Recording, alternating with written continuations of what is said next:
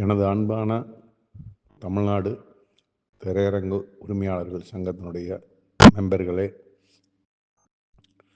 தமிழ் திரைப்பட தயாரிப்பாளர்களே, விநியோகஸ்த நண்பர்களே, உங்கள் அனைவருக்கும் எனது அன்பான வணக்கம்.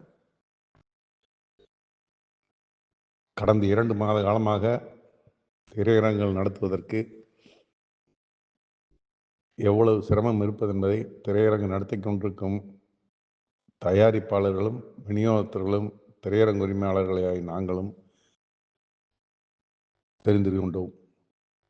வரும் காலமும் அப்படித்தான் இருக்கும் போல் இருக்கிறது. காரணம், ஜனவரி மாதம் மட்டும்தான் 2-3 படம் கண்ணுக்கு தெரியுது.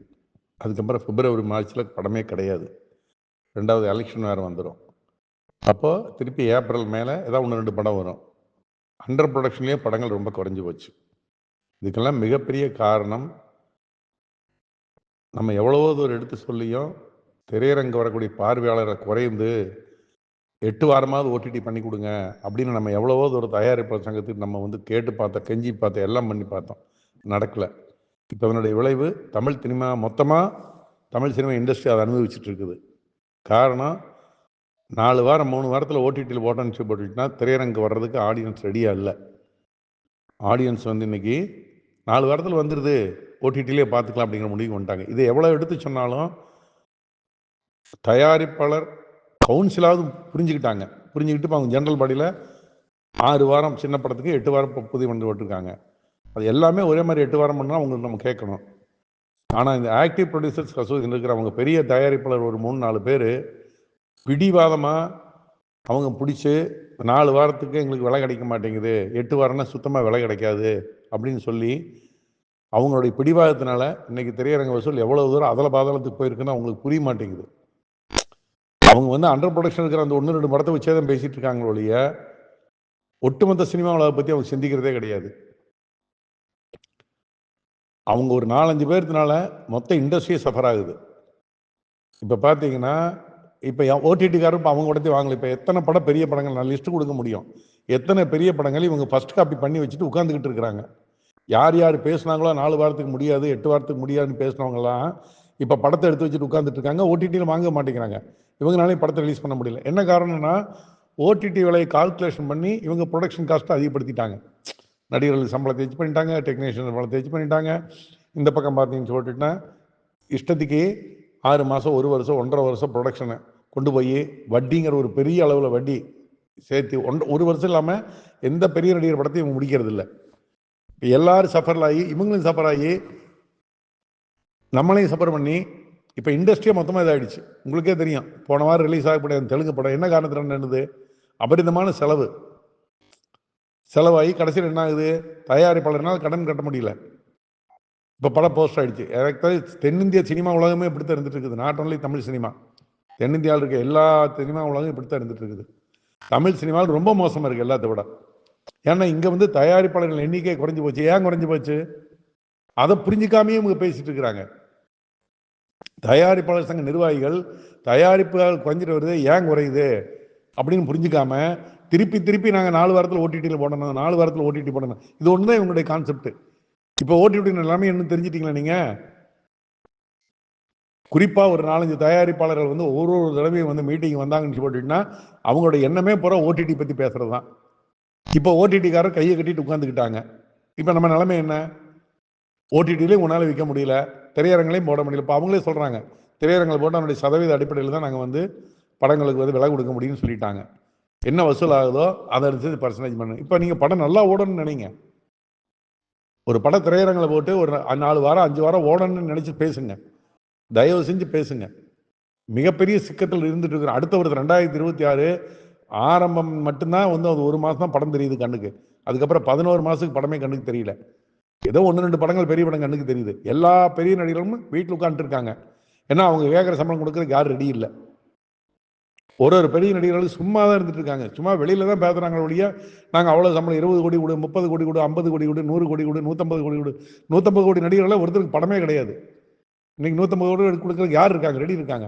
எல்லா தயாரிப்பாளரையும் காலி பண்ணியாச்சு. கார்பரேட் கம்பெனி 2-3 பேர் வந்தாங்கன்னா அந்த 2-3 பேர்த்தை முடிச்சு கட்டுறது தான் நம்ம வேலை. 150 கோடி கூட, 200 கோடி கூட, 300 கோடி கூடன்னு கேட்டு வாங்கிட்டு இன்னைக்கு அவங்கெல்லாம் இருந்துக்கிட்டு மொத்தமாக கம்பெனி எழுத்து மூடிட்டாங்க. இப்போ யார்கிட்ட போய் 150 கோடி கேட்பீங்க? நீங்கள் பெரிய நடிகர்கள் கொஞ்சம் யோசிக்கணும். அதே மாதிரி வளர்ந்து வர்ற நடிகர்கள் அப்படித்தான். ஒரு படம் ஓடிச்சுன்னா எனக்கு 5 கோடி கொடு, 10 கோடி கொடு, ஒரு வருஷத்துக்கு ஒரு 3 படம் நல்ல படமா கொடுக்கணும்னு நினைக்க மாட்டேங்கிறீங்க. ஸோ இதெல்லாம் வந்து நம்ம வந்து பேசி பேசி பிரயோஜனம் இல்லை. ஒன்று இப்போ நான் இப்போ இந்த ஆடியோ போட்ட மெயின் காரணம் அப்படின்னு சொல்லிட்டுனா, தமிழ்நாடு திரையரங்கு உரிமையாளர்களிருந்து சங்கத்திலிருந்து சிறிய திரையரங்கு உரிமையாளர்கள் எல்லாத்துக்கும் இப்போ சமீபத்தில் ஒரு பெரிய பிரச்சனை என்ன பிரச்சனைன்னு சொல்லிச்சுன்னா, எந்த படத்துக்கும் ஒரு கோயம்புத்தூர் சேலம், கோயம்புத்தூரில் 30 பிரிண்ட் தான் மேக்ஸிமம் போடுவோம், சேலத்தில் 20 பிரிண்ட் தான் போடுவோம், திருச்சியில் 25 பிரிண்ட். ஏன்னா அவங்களுக்கு அது கட்டுப்படி ஆறுதில்லை. தயாரிப்பாளர் நம்ம குறை சொல்லி பிரயோஜனம் கிடையாது. எங்களுக்கு இவ்வளோதான் பிரிண்ட் முடியும், ஏன்னா நிறைய இடத்துல கியூப் காசே வர்றது கிடையாது அப்படின்னு பிரிண்டுகளை குறைக்க ஆரம்பிச்சிட்டாங்க. பிரிண்டுகளை குறைக்க ஆரம்பிச்சுன்னா சிறிய ஊர்களுக்கு அத்தனை திரையரங்குகளும் இப்போ ஷோ பிரேக் தான் தியேட்டர் முடித்து வச்சிருக்காங்க. அதனால அதுக்கு என்ன பண்றது? ஏன்னா எல்லா திரையரங்குகளும் எனக்கு பர்சனலாக ஃபோன் பண்றாங்க, சார் எங்கள் ஊரில் வந்து 20 பிரிண்ட் தான் போடுறாங்க, சின்ன ஊர்களுக்கு பிரிண்டே கிடைக்க மாட்டேங்குது, என்ன பண்ணுறதுன்னு. இது உங்கள் ஊர் நிலவும் மட்டும் இல்லை, கோயம்புத்தூர் நிலவரம் அதே தான், சேலம் அதே தான், மதுரை அதே தான், திருச்சி அதே தான், எல்லா நிலவரம் அதே மாதிரி தான் இருந்துட்டு இருக்குது. அதனால அதுக்கு நம்ம என்ன பண்ணலாம் அப்படிங்கிற ஒரு ஆலோசனை கூட்டத்துக்காக தான் செவ்வாய்க்கிழமை காலையில் 10 மணிக்கு ஒரு ஜூம் மீட்டிங் அரேஞ்ச் பண்ணியிருக்கிறோம்.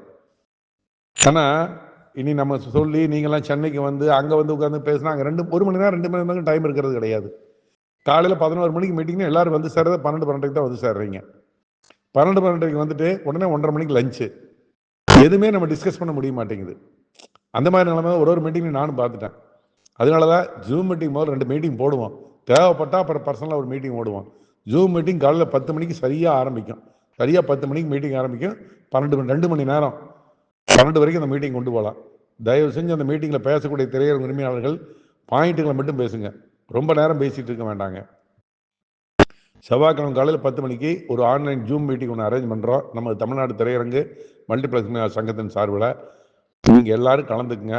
கலந்துக்கிட்டு திரையரங்கு உரிமையாளர்கள் இப்போ இருக்கிற சிரமம், அதுக்கு என்ன தீர்வுங்கிறது நீங்கள் சொல்லுங்கள். இப்போ எல்லாமே தீர்வு வந்து நிர்வாகிகள் ஒன்றும் கண்டுபிடிக்க முடியாது.